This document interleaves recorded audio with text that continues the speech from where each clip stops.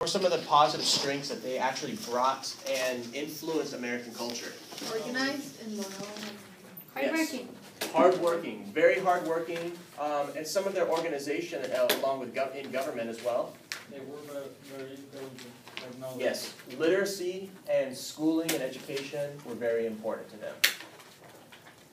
Anything else with their strength? They also were, law was very important to them. Despite the Crucible showing how twisted the law and illogical at times, in much of Puritan society, reason and law was important to them as well. And once the American Revolution happened, it was some of that heritage that was very powerful in organizing the federal government. Some of the flaws, however, what were some of the flaws in the Puritan society? The witchcraft. Okay, which that was more of a symptom of intolerance. There was, unfortunately, a lot of intolerance from the fundamentalism of the Puritans, and I definitely think that that's a flaw in how they conducted their society. Any other flaws you remember? Can you repeat that? Intolerance They oppress the people. and oppression on some levels. Maybe that the court was with the church. Yes. Yeah, I think that Another huge flaw was their theocratic government. Yeah. Was that what you're gonna? I'd say like the intensity of their beliefs. Yeah, going back to their intolerance. The intolerance of their beliefs. Their beliefs were so fundamental that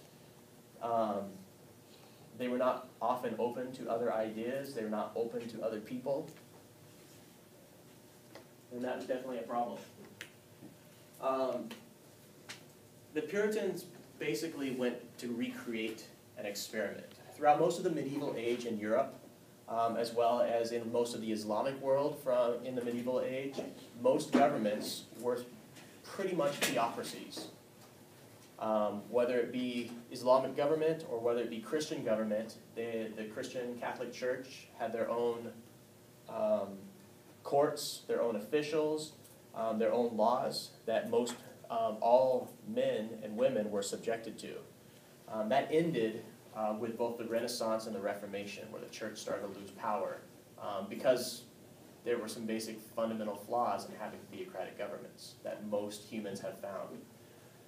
The Puritans, despite that history, decided to try to recreate that in the 17th century in the U.S., and it only lasted several decades before it fell apart.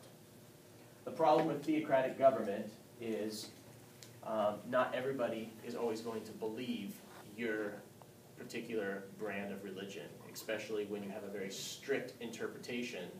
And as generations pass, people come to reinterpret and decide different things.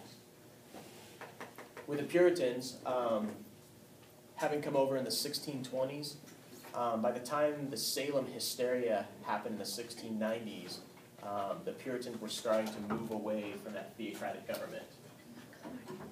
And the Salem witchcraft trials was not the primary reason for moving away from theocracy, but it was definitely a important reason.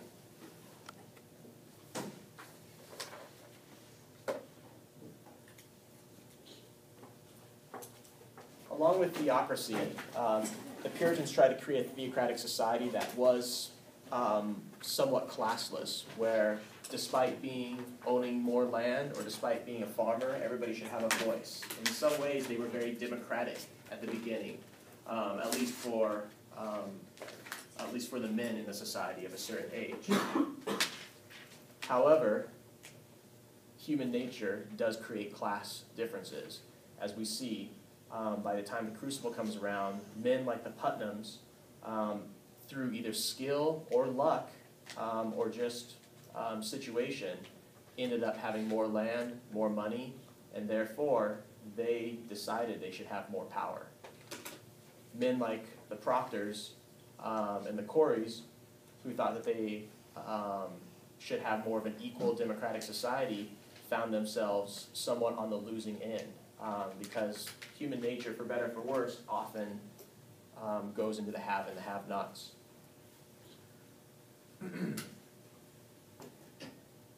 So social class definitely was a very huge issue.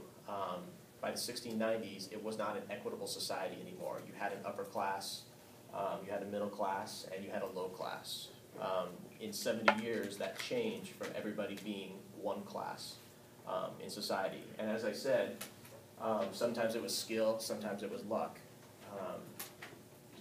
And it definitely was not, this is the 1620s through 1690s. The Salem witch trials were a true event. It was not like how it was presented in the play The Crucible. Many of the characters were real, but the affair between Abigail and John Proctor was just a device that Arthur Miller created to create more of a compelling story and to further his own agenda, because, after all, the context of writing The Crucible was his response to the hysteria of communism in the 1950s in the United States. And so he took another episode of American history and went ahead and used it for his own purposes. However, he did do historical research, and people like John Proctor and Abigail Williams did exist.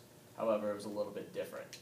The Salem witch trials were partially about money, land,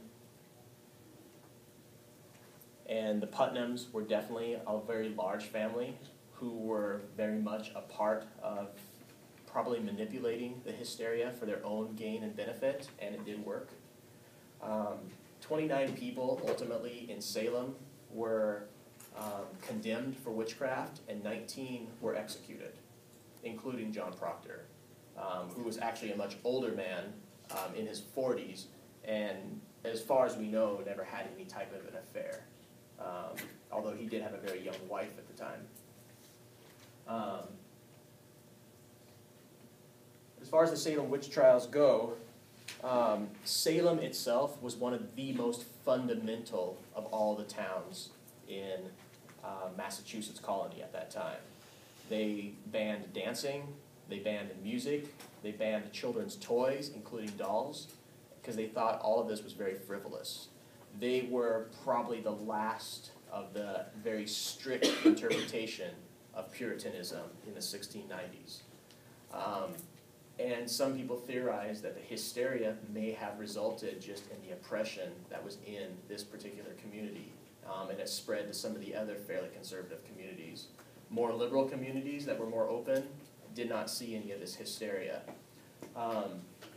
Some of the people that were involved in making the accusations, one in particular, a daughter of one of the Putnams, apologized, I think a good 15 years later after the execution, saying she was sorry for what she had done.